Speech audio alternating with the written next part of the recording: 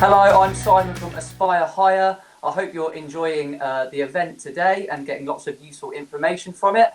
The next part here is an interview with some current university students. So I'm just going to get them all to introduce themselves to you.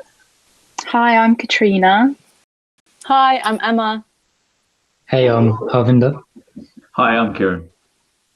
Fantastic. It's great to have you with us, everyone. And what we're going to do is just explore a bit of everyone's experiences of university, the process of how they got there, maybe a little bit about the lifestyle that the students have had as well. So I'll get started straight away. The first question really is, what are you all studying at university and how did you go about making your choices?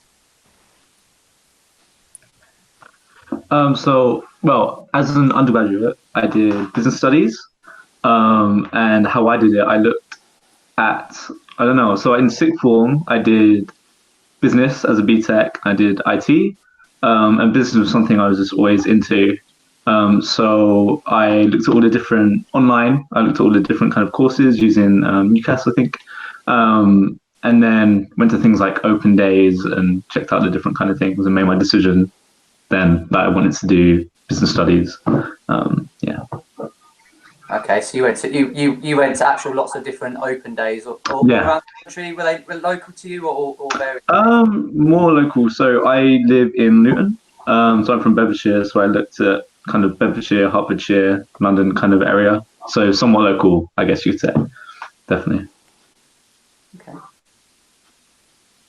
How did anybody else make their choices? I know I study sport and physical education. So for me, sort of as soon as I got into secondary school, I found my passion for sport, team sports mainly.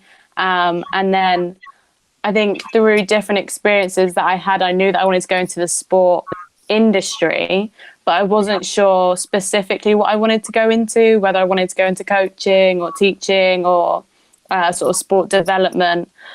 So I found that my course, it enabled me to go in lots of different directions whilst giving me a platform to go into loads of different places and work industries. So I was quite similar. I used UCAS to obviously see what universities offered my course. And then I went to the open days of those universities and then ultimately chose. I know that I narrowed my options down using the units. So I looked at what units I preferred, the ones I liked, ones I didn't like. Okay, so obviously when you're starting to apply for courses and things like that, there's so many different choices. So Harvinder, did you do anything in particular to help you narrow your choices down? So for me, I really wanted to make sure I enjoyed the course that I was going to study. So like Emma did when she was looking at a course, looking at the units and the kind of modules they offered, I wanted to make sure that was my priority. But for me, location was also a big choice because I didn't want to be, I know I wanted to move out, but I didn't want to be too far from home. So that's why so I'm studying at University of Hertfordshire. I live in Southeast London, so it's only about an hour's drive. So they were the two most important factors for me. Yeah, I think that was something similar for me when I went through the process. I'm from Northampton, but I studied in Leicester as well. It was that location factor. I think that's really, really important. So what about the application process itself? I mean, it obviously takes a little bit of time, but Emma, how long did that take from, say, the beginning of writing your application until you heard back from the choices that you'd made? I mean, I was quite a keen person. I sort of knew that I wanted to go to uni. So as soon as we were able to write our statements and submit them, I did. So I did it very early on, sort of in first year of college. I had all of my statements submitted. But then obviously because I did it right near the start of sort of the submission period, it means it was a longer waiting time of it was probably a good few months that I had to wait till I heard anything from them because they were obviously getting in all the applications.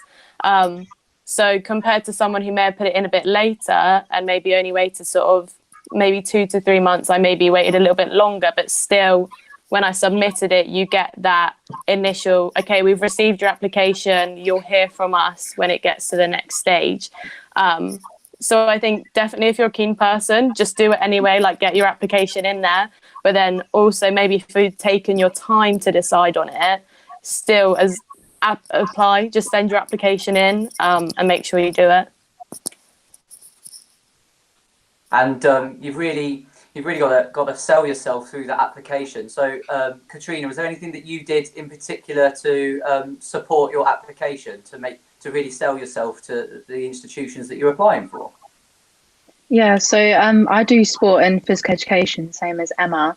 And with wanting to go into a sport course, I put in a lot of experience that I'd worked with children, I'd done volunteering with gymnastics, just basically try and make myself look better compared to other candidates to get onto the course. So anything I'd done, like sport leadership, like coaching netball after school, it was literally anything, and just tried to make it sound really good as well, which it was anyway. So has anybody else got any tips of things that they kind of put into their application? I just look for like anything. Sorry. So like I did before I went to uni. So I had 2 years off before I went to uni. So I left sixth form, obviously 18, and ended up joining university when I was 20. I think I was at the time. But I did that year. So 2017, I did ICS, which is like the big brother of NCS, technically, I guess. So I volunteered for 3 months in Nepal. So I felt that was a big thing that helped. And when like my dad had a business too, and I helped him with certain things like of the creation, I guess, and just helping different things out in that business, which I added to my statement. So they're things that weren't necessarily to do with school or what I did at school. It can be outside of that as well, which I think is important. Lots of positive things to kind of develop those transferable skills, which I think are really important. So obviously with university comes the idea of finance and you know, can I afford to go? What's that kind of going to be like for? So Katrina, what did you do? Was that a worry for yourself before you started university, or were there things that you could do before you started to kind of get those things in place before you went? well, with me, it was more my parents that were scared of that. Oh, you're going to be in debt for the rest of your life. And I think it's because they didn't know the whole process of student finance. And when I actually looked it up, I was able to like educate them and just like inform them of how it is and how I'll repay it. And then after, they're like, oh, okay, that sounds, you know, better from what they thought, because they instantly thought I'd be in debt, and they were like, maybe, you know, uni's not for you. And I was like, yeah, I want to go. But yeah, just like figuring out the whole process and not just diving into it, and just knowing what your, you know, how it will impact after you've graduated as well. So how did other people find that side of things? Did you manage to sort out things like maintenance loans and things like that before even going, Harvinder? Yeah, so similar story to Katrina. My parents were like, "Oh, you know, how are you going to afford it? Like, it's 9K, like, and that's for 1 year, so 3. You know, it ends up to be a lot. And then on top of that, there's accommodation. But then student finance came to my school and gave like a talk how it all works. They gave me a leaflet, and I showed that to my parents, so they were a bit more comfortable with it. I did have a job before I started university, like a part-time job. So I did save a bit, but I think it wouldn't have been enough without the maintenance and the student finance that I got. Have any of you been working part-time whilst you've been doing your course as well? Has that helped? Yeah, I mean, I work for a coaching company, so obviously supports my course, gives me experience, but I took advantage of the jobs that the university offered. So I work for different teams for the university as well. So you don't have to look elsewhere. You know, if you're a student that can't really travel very far, because maybe you don't drive or anything, I think definitely sort of look at your university campus and the jobs you can find on campus or around campus. Yeah, definitely. That's a really good additional form of support. So yeah, that's a good top tip there, Emma. Definitely. Okay, so you've done all your things before you get to university, and then you finally get there. Okay, that feeling. What's that feeling like, Kieran? How was that? Was it what you expected when you first got there? I don't know because at first I didn't really necessarily have any expectations. So I went, and obviously being out of like education for like 2 years, and not having the best sixth form experience, I was nervous about the teaching, obviously. But obviously I got a load of support, and that turned out like brilliantly. It was fine. And I never lived, apart from the time I spent volunteering, I never lived away from home either. And moving in with the flat I moved into was 12 people, including myself. So obviously all had our own room, all had an ensuite, and then we had a shared kitchen. But I was quite nervous. I remember, so I moved in on a Saturday, and my parents came around on a Sunday. And mum was like, "Oh, you look like you've seen a ghost or something, or you look real nervous, or this or whatever," she said. And I guess I was. I remember I think it was the Saturday night, the first night, where I just ran into. I was in my room, sat watching Netflix, all like, and I ran into the kitchen to like make like a Russell's burger. And people came in and was like, "Oh, we're all in like this room. You should join us." And I was like, oh, "Okay, yeah, that's cool. I'll join after my burger." I never did. I took my burger and I ran right back to my room because I was so nervous about meeting people. But then I met them the next day, and it was all good. Like, I think everyone is going through the same thing, so most people would be nervous. A lot of people move in without not knowing anyone. And when you realize everybody's the same and everybody's nervous, and you come together and you're like, okay, it's not so bad because you're all going through the same thing.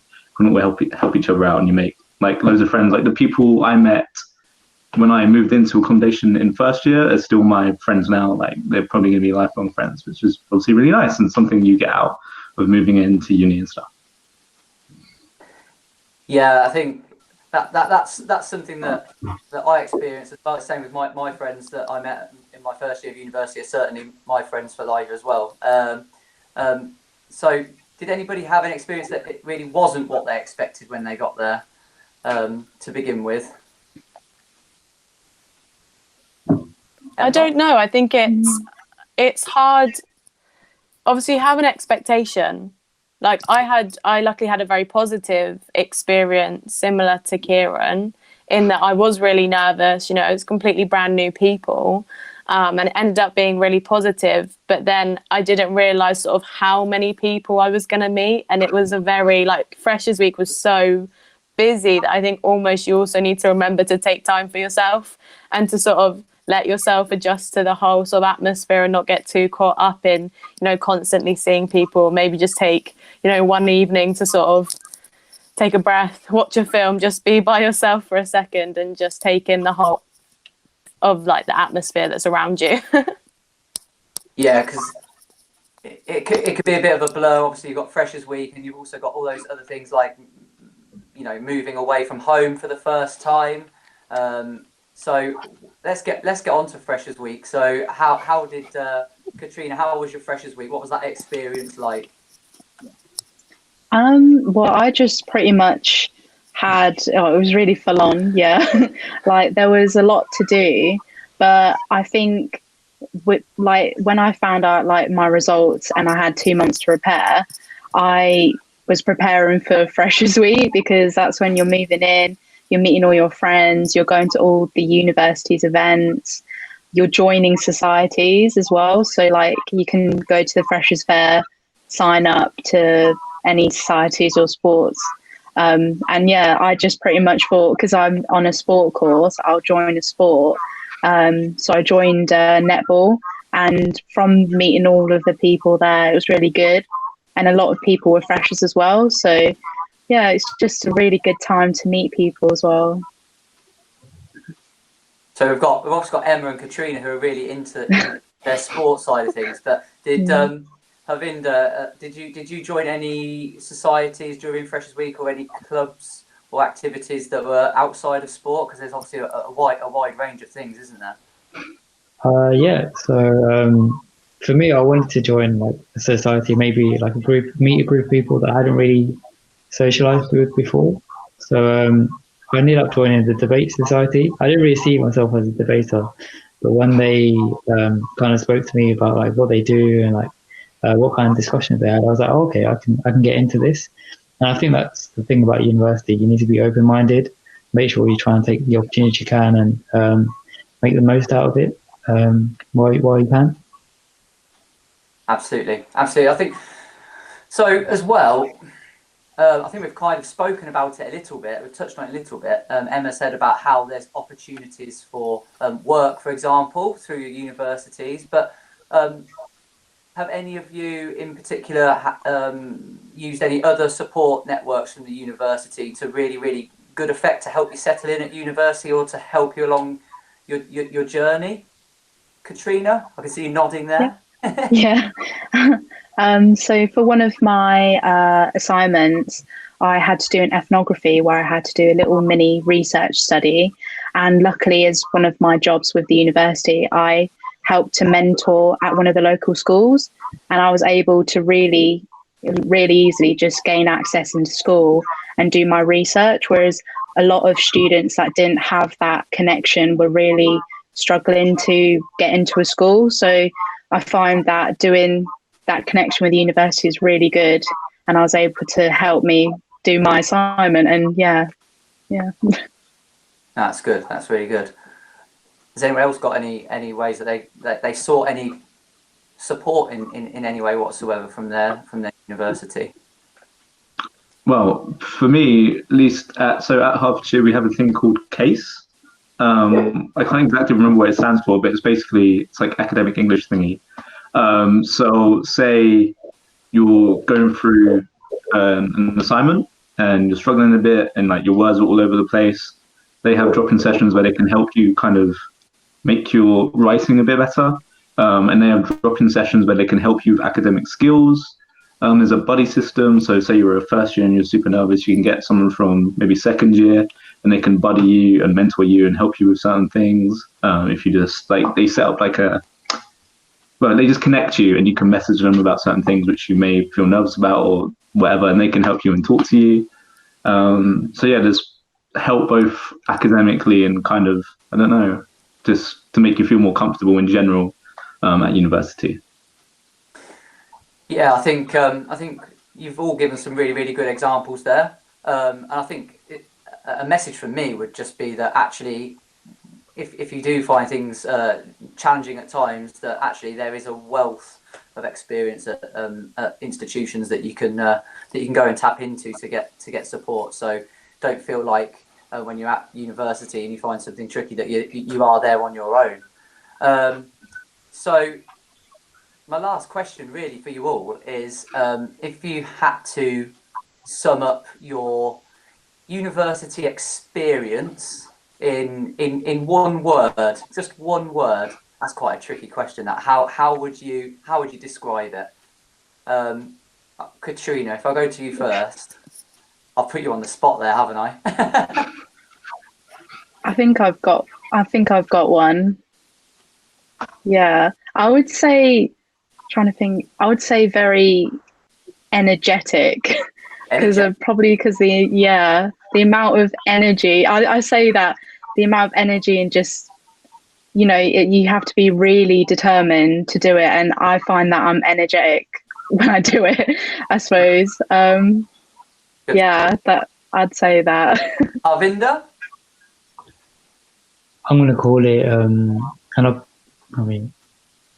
that's two, but an opportunity. Let's just say opportunity, because the people that I've met, the memories that I've made, I'm so glad I've done it. And this is my last year. I'm still trying to make the most of it and make the most of this opportunity. Brilliant. Emma?